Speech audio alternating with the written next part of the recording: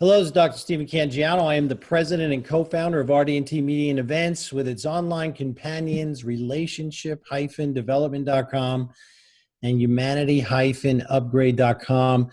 I am here today with G. Brian Benson. I'm really happy we connected because I had an opportunity to go through a lot of his work. Not only is the content good, it's just done in such a professional, caring way. It really is nice to have you, Brian. And I'm gonna just go through a little brief introduction. G. Brian Benson, his mission is to wake up the world with conscious, thought-provoking media that inspires.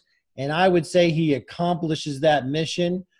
He's an award-winning and #1 best-selling self-improvement and children's book author, actor, filmmaker, coach, and TEDx speaker, 4-time Ironman triathlete. Amazing. Well done. Thank you. Cross-country bicyclist. Brian knows the value of hard work and never giving up on his dreams. A message he shares with audiences through each of his creative expressions. Brian's new book, Habits for Success, Inspired Ideas to Help You Soar, is an Amazon #1 bestseller. And we're gonna touch on that today for sure. Brian, thanks for being here. Do you have anything to add to that bio? Did I miss anything? No, thank you, Dr. Stephen. Sometimes I wonder kind of who that person is because I guess I've lived many lifetimes. And yeah, we both have. That's interesting. Yeah, that's the way life is now. So talk about that living lifetimes, because one of the themes or one of the things I saw is that you had what most people would classify a successful, idyllic life, successful business, on and on and on. Yet there was this, I guess, this level of, if I'm not characterized right, this level of discontent, maybe, or unhappiness, however you would say it. Most people would have stayed there their whole life, had a successful business, et cetera, et cetera. What gave you the courage, or if you want to use another word, to actually make that step out, to journey out and to do that? Yeah.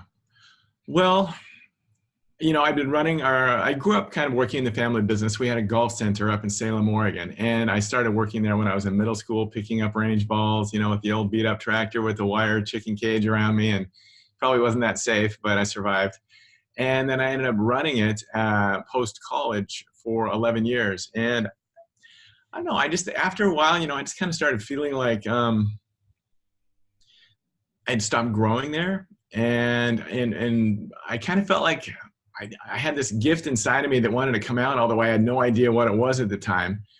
But I felt like I really needed to just step out and try to find what it was and release it. And so I had a chat with my dad, and he was understanding, and he just wanted me to be happy. So he said, that's okay, that's fine. But it ended up taking an extra year for me to actually leave because we decided to sell it, and we had to go through the whole process of finding a buyer, et cetera. So, ultimately, I think just feeling like I had something else that I was supposed to do here and share and release out of me made me kind of take that leap of faith out into the unknown.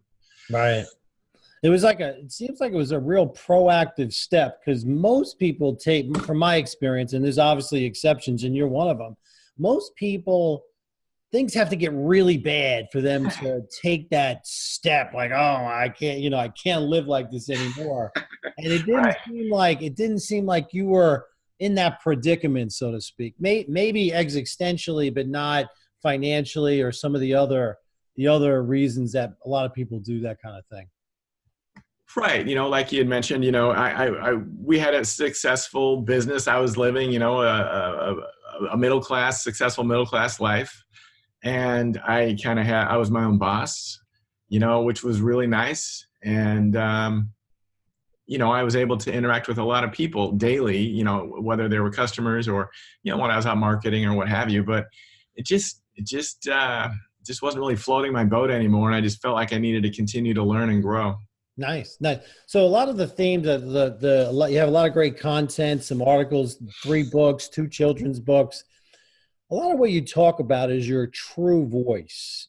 Explain what that is, and maybe talk about how people's true voice is muffled and what they can do about it. Wow. So, for me, I think my true voice, I didn't really know what it was initially, but the key for me to kind of initiate it coming in more clearly, and it was a process, but was to listen to my intuition. And so obviously I did that by taking a step out and leaving. But there was more to it than that. During that last year while I was there, I was feeling really out of balance because I was so ready to hit the pavement and see what else lay before me.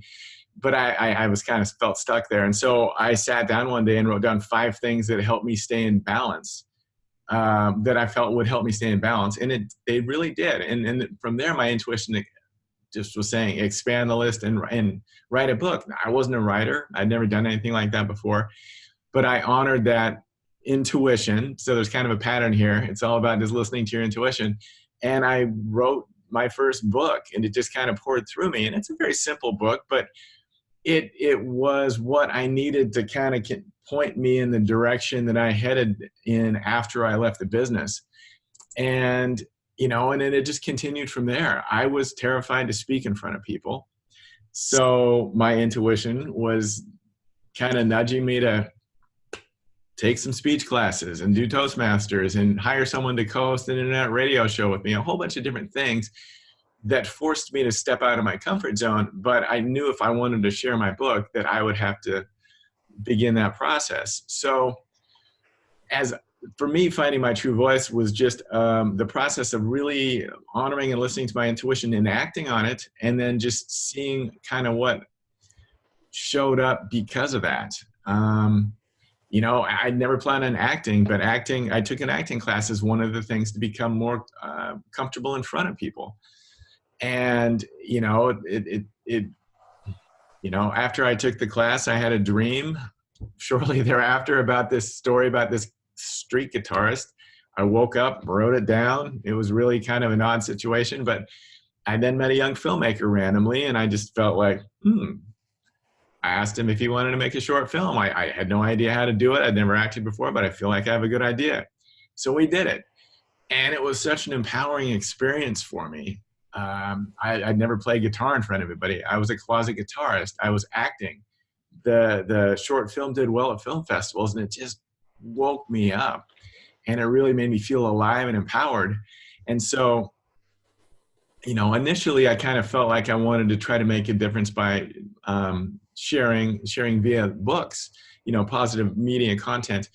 But having that experience with a short film and another one after that, because somebody saw that and one thing led to another, it just, whoa, there's so many different ways I can do this. And that were really fun for me to do. And not only that, I was just gaining confidence the whole way and really learning how to kind of be in front of people and learn how to be more self-accepting and love myself more. And it just all was bundled up in all these different things that I did only because I followed my intuition and acted on it. Yeah, There's a lot there. But no, that was great because you can really tell. And as I watched the films that you did and the TED Talk that you did, what it seemed like is that it wasn't you were great at it, but it wasn't always 100% natural. It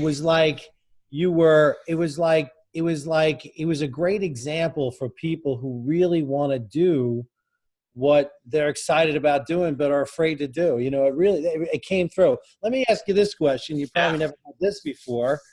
Has your intuition ever let you down? Wow. Has your heart ever misled you? Well, sure. I think there's a difference though sometimes between the heart and intuition. I mean, this is a whole another discussion, but a lot of times we mistake maybe our intuition for our mind and our ego trying to control a situation. And so I honestly don't feel like my intuition has ever let me down. Now, has my heart ever sent me in the wrong direction, sure, with the relationship or whatever, but I don't think I'd change anything there either, because I learned a lot about myself and about maybe what would work better for me going forward. So it's like you have to have those experiences of just of struggle, or of just going up and over that roller coaster. So I don't think my intuition's ever let me down. Gotcha. That's beautiful. Yeah, yeah, yeah. Good, good. And what? So, talk about intuition and like, have what's gotten you scared that you actually went through and kind of broke through? Because I think fear, like when somebody looks at what you've done, and I'm an extrovert naturally, it's And I'm easy for me. not. Exactly. That's what I'm saying. And so it gives me so much, it actually gets me motivated, but I'm more naturally motivated Yeah. to see that you could break through that. Cause there's a piece of you that says, oh, how do you deal with the fear? Like, what do you do with it when it shows up? I'm sure it shows up for you all the time. Absolutely. I love doing interviews like this and stuff, but, always a few minutes beforehand, it's just like, who am I? What have I done? Like, what do I have to say that nobody doesn't already know? Blah, blah, blah, blah, blah. But, I'm an outgoing introvert, but I am an introvert for the most part. So I think for me, the more that I did, and the more that I continued to step out of my comfort zone and follow and learn how to trust my intuition, that just gave me chips to put in my back pocket that kind of, it's working. You can trust this process. And I've definitely, had moments where I've been scared and nervous and excited and all that, like when I did my TEDx talk, that was pretty scary. But I've also kind of learned that if something scares me but also excites me, then I'm on the right track. That combination. Yeah. So I was lucky. I was just invited basically to do that TEDx a few years ago. And when the guy called me up out of the blue, I had 3 months, and I just kind of gulped and said yes. I didn't really know what I was going to talk about or anything, but I just felt like I felt like I could do it, even though I wasn't sure how, and even though it was scary. Yeah, that's great. Yeah. And I just trusted, and it came through me. I was able to write the talk that I wanted to present and just practice the heck out of it for a couple months, and showed up. There you go. So, yeah, well, and then there's another theme, and let me finish up there. You have a lot to offer because, again, for me, I've had struggle. I've worked really hard, but I'm actually very comfortable in that academic world, and I'm actually comfortable speaking in front of people. It was just it was nothing. It wasn't something I had to fight through. It was something I would move towards. I was excited to do, and you're able to do things, get yourself to do things that aren't natural for you, and you do them really well. And that is something in the marketplace that people will really, really relate to and tap into, where maybe with me, they wouldn't so much. You know that. So, well, thank you. No, I appreciate that. I guess I'm not here really to try to tell anybody what to do. I'm just trying to be a living example and to share, because I know there's a lot of other people that feel just like me and that might be feeling stuck or not quite sure what their next step is. But if I can just, wow, if this guy can do it, maybe there's hope for me. And so I just kind of feel like I was put here just to be that person. And when I do get nervous, I try to remember it's not about me. It's about just sharing me. And that helps. And I've also found that acting has been a great lesson for me. When I got here to LA 5 years ago, I started studying a lot, and it was, I'm taking a half a step back now, although I've still get jobs and stuff, but I'm focusing more on the self-help stuff. But for me, acting was just a great way to learn how to feel more in public as well as to learn how to be in front of a camera. So I found, the more vulnerable I can be, I think the more I'm able to connect with others. And for example, in that TEDx talk, I had an experience that happened to me as I was driving there. I'm nervous. I'm driving in an hour and a half. I'm going to be doing this TEDx talk, and it's going to be filmed. It's not like you're just speaking in front of people. It's going to be there potentially forever. And I turned the radio on, and this song came on, and I don't know what the name of the song was, but the lyrics said something like, "I have nowhere to hide, but I don't think I'm scared." And it just like smacked me across the face. Well, whoa, that's me. And I almost kind of got emotional. And so I shared that in the first 30 seconds of my TEDx talk, and it helped ground me, and everything else was okay after that. Whereas before I might've been like, you know what I mean? Sure. So the more I can share and ground myself, I think it just makes everything better. Yeah. No, when it comes through, yeah.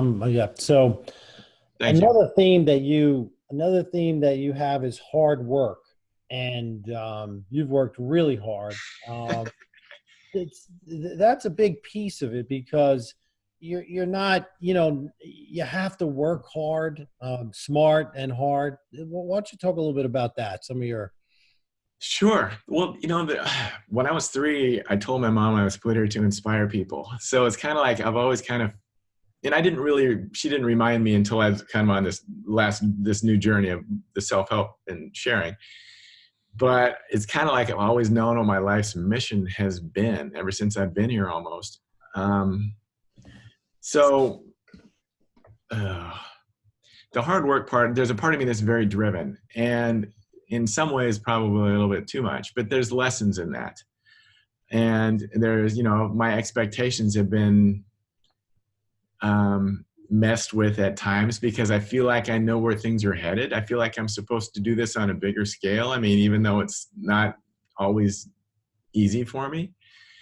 And so every time I would release a project or a book or what have you, I kind of felt like, is this the thing that's going to kind of maybe help get me out there a little bit more? And, and if it didn't, it just kind of just like, I'd be depressed for a while, instead of really just, and I'm very proud of everything that I've done. They've all been an extension of my own self-growth process, but there's a part of me that just wasn't really celebrating the win of doing, that particular thing that I released, and letting it just trust that it was going to get out there when it was supposed to and lead to whatever it was supposed to, because everything really has helped me in different ways, even though they're all kind of different. This body of work has helped me personally, but it's also kind of makes people look at me like, whoa, what is this guy doing? Right. And so I've had to really be careful and temper my expectations, and to really just try to stay in the present moment and just enjoy the joy of creating and sharing, and just let everything else take care of itself, because that's not up to me anyways. You know what I mean? So enjoy the process. Yeah. Enjoy the process. Yeah. Because in your TED talk, there was you talked about intuition, which we already touched on. Yeah. I would say if your intuition can be scary, but if it's moving you forward and something exciting, scary and exciting was how you mentioned. I think that's a great way. There's got to be, can't just be scary. There's got to be some excitement in there too. And then you talked about getting out of your comfort zone. The third thing was balance. Basically that's something that's really important to you. And it seems like to be, I'm curious, because to be a triathlete, it's not really balanced, I would say. Would you say it's a really kind of an extreme sport. So yeah. People might not look, and I ran marathons, but people might not look at that as balance. What do you mean by, being in balance? Well, it's interesting. The balance book came, a bit after I stopped racing in triathlons. So you're absolutely right. I mean, there were times when I was out of balance, because it was just, there was a part of me that was kind of addicted to exercise and training. I just loved it. And I loved the feeling I got, and I loved feeling the way that I did. And, it really gave me a lot of confidence, because I feel like there was parts of me that was working on finding my own acceptance at that time in my life. And so it kind of masked it a little bit, if that makes sense. It was a little bit of a Band-Aid, but balance, absolutely. It's no accident that my first book was on balance and a whole bunch of different ways to stay in it, because the last 10 years, it's been my rock, and really having the knowledge of how important balance is in our lives. It's really helped me through this process of creating and just, learning and growing and failing and you name it. I think if we can really become self-aware about why we're out of balance, what we can do to stay in balance, it really does ourselves a huge service. Because when we all go through ebbs and flows, and when we're in those ebbs, if we can at least have a bit of a routine and know what we can do to help keep ourselves in balance, it helps us move through those times in a much more enjoyable. I wouldn't even say enjoyable is not the right word, but just in an easier flow. If you know what I mean, we don't maybe hit as hard on the bottom. So for me, balance is everything. Plus, this is huge. The more that we can quiet ourselves and find that balance in our lives, the easier it is that our intuition will come through. We can hear it more clearly, and we can be tapped into it in a more powerful way. Gotcha. Did you say quiet when you can get quiet? Is that what you said? Well, I think, balance can mean different things for everybody, and balance is kind of a moving target. So I think you need to find the self-awareness within yourself to what does help keep you in that balanced state. But one of the things that I did originally in those 5 things that I wrote down, one of the things was to make sure that I spent some quiet time every day. Because it really did help me just get grounded and get centered. And, looking back, all those long runs and bike rides I went on, that was a form of meditation too. Sure. And so it's a way to train yourself to become more in tune with your intuition. Yeah, you get definitely long runs can definitely focus you. Yeah, you know all about that. Yeah. So you also have this where you really want to get rid of, you say there are no rules, expect the unexpected. And I would say in this society now, most people want to know they want certainty, yet this world is becoming more and more uncertain. Disruptive technology, automation, all these different things that are happening societally. So when you say expect the unexpected, what is your advice to people? Well, once I took the leap and stepped out into the unknown, I really didn't know where things were going to head, but that my first book kind of started me in a certain direction. And as far as that, it's good to have some goals and stuff, but I think I've found that intentions work even better. You can have some small short-term goals, but for me, my intention was to try to reach people and kind of do what I'm doing. Even way back then, before 99% of this happened, I just intuitively felt like I was put here for some reason in that regard. And so my visualization, was focused on just kind of doing that, but I wasn't quite sure how. So I guess what I'm saying with an intention, all these things magically started happening once I listened to my intuition, and one door opened to another door, and I started doing this in the videos and the film, which, none of that was on my radar until it was on my radar.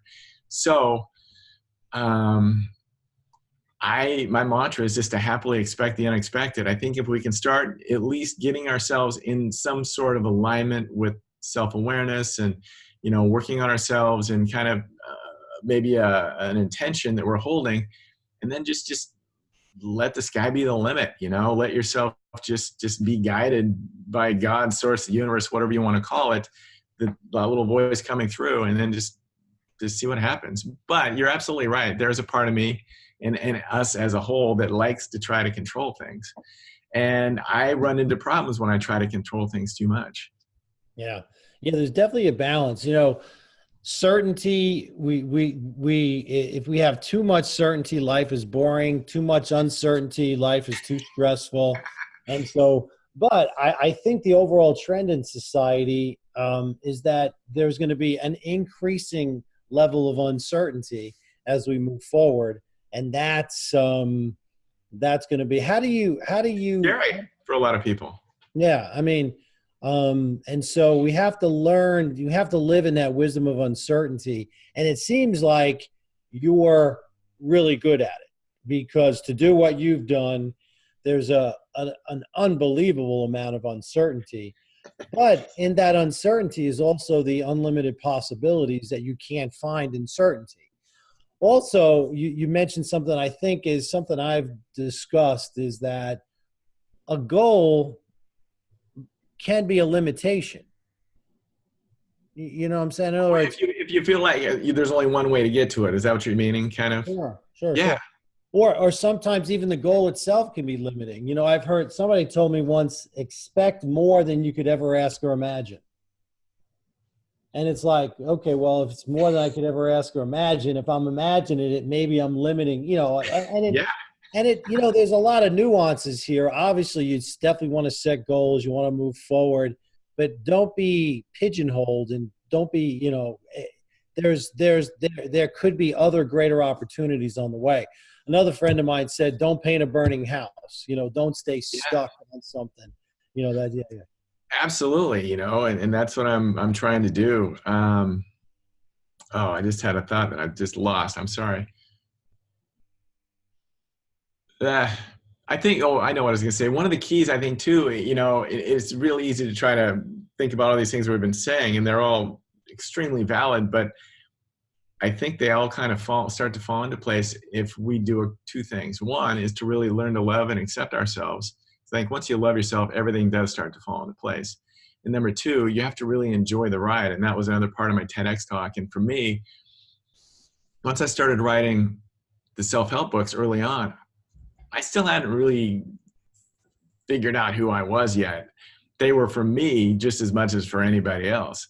And I started to try to become perfect and almost pious, because here I was writing self-help books, and it messed me up, because I'm kind of a fun-loving person and witty, and I lost that. And so now I'm just trying to get it back, because I think once we can play and just really just be in joy, and love and accept ourselves, I think our vibration just opens up in so much, such a more powerful way Yeah. that things will start to flow. Yeah. I was fortunate. I was in did a lot of public speaking, and I met a lot of the people that, you know, people know in terms of this personal development. I got to know them as individuals, and they're just normal people that have their own, you know, it's like, oh, I forgot to put the, you know, whatever, you know, Yeah. and, yeah, so it's really, yeah. So you don't want to create that level of separation. And that's, of all the authors that I've interviewed and all the people I've interviewed, I think you keep a level of relatability better than anybody. You really do. It's really, I mean, it's really you really, it's really a fine line that you walk, but it's really very, very good. Thank you. Competence and that, you know, relatability. I know you do a lot of coaching, and when somebody comes, this is um, a common concern of people, a common self-help question, Waterloo for people. I don't love myself. I just like, how do you coach, or how do you help people with that? Because that's up for a lot of people. They've had a lot of difficult experiences in life, and, you know, and it's just, I mean, wow, that's a huge question. And I think it applies a little bit differently to everybody. And you know what? It's interesting. I mean, for myself, I've been almost kind of in the observer's role of my own hero's journey the last 10 years. And I've kind of tried to document it and such, you know what I mean? And intellectually, I knew everything. But yet, until you're really ready, sometimes it's not going to happen, if that makes sense. I know that's not what we want to hear necessarily. But there are definitely things that we can do. You know, we can, there's all kinds of, I think it all comes down to self-awareness. And if you can really help someone become more self-aware, and maybe where they're putting themselves down, or, tripping up, or identify some of their mind chatter, that's a great place to start. and then you just start to focus on a lot of the wins they've had, a lot of the things they have done well, and just really try to change that mindset around from lack to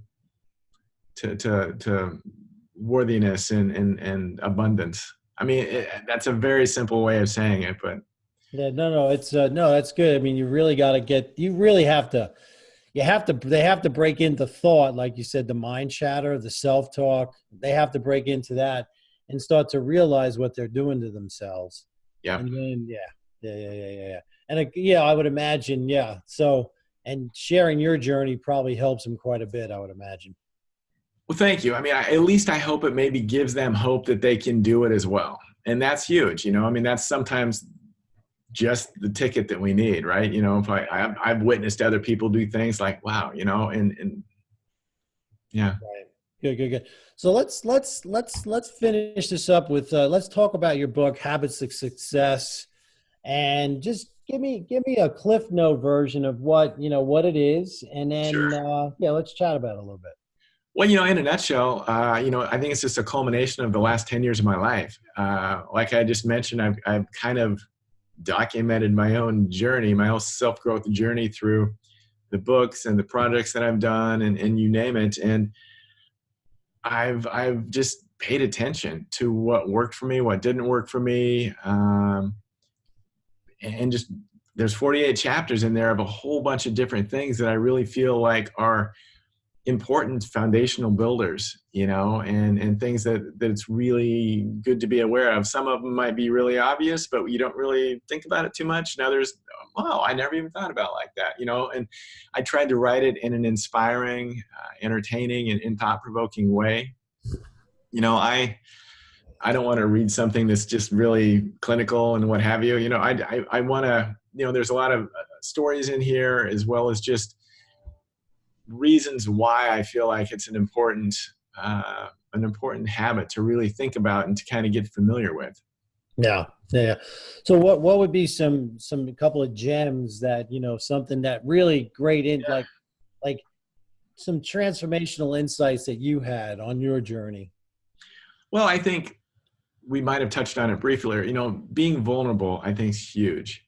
If we can learn how to kind of be a little bit more vulnerable, I think that can really serve us well. And we're all going through the same stuff. We're all struggling. We all want the same thing. We all want to love and be loved. And I think if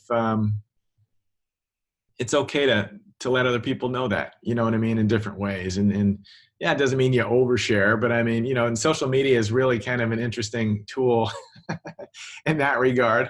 And there's a part of me that's very kind of private too. So, I'm kind of doing that in and out of sharing, but yet also kind of, I need this for myself. But vulnerability, I think, is really important to become aware of, and get creative. That's something that I think is really important. It's being creative. I had no idea this stuff was inside of me, but it's just opened up my world. And that doesn't mean, when I say get creative, not everybody's going to be able to produce a painting like Van Gogh or write like Walt Whitman, but we all have our own unique ways of being creative. And, it could be just in the kitchen, cooking, or being an amazing teacher, or just self-journaling. It doesn't matter, but I think it's so important for us to be creative, because it's a way for us to tap in to, our higher self. And we can never go wrong when we do that. And I feel like being creative is such a fulfilling tool, that can really bring us true happiness. Yeah. Those are just a couple.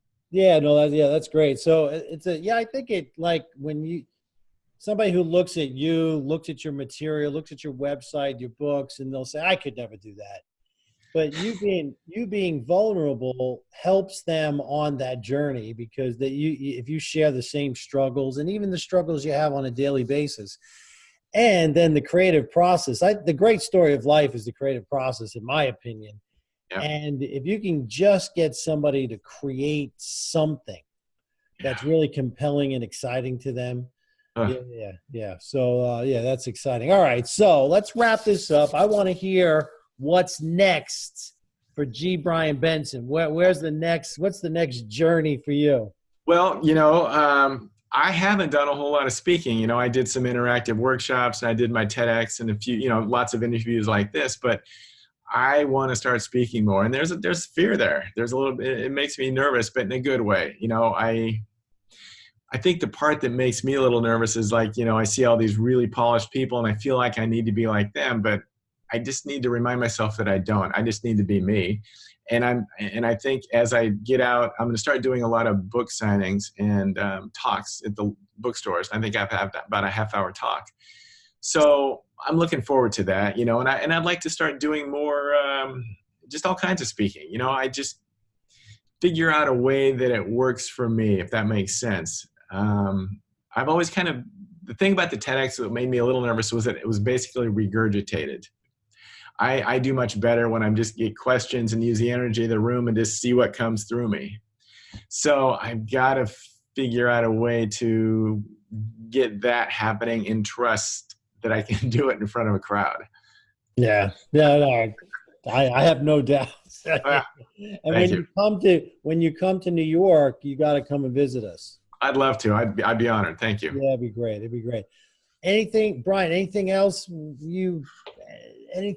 didn't, maybe you want to say we didn't cover? We have all your information on the site. We've actually, I highly encourage people to look at the video, the two short movies, the TEDx video. It's great. It's great. Really great stuff. Really great stuff.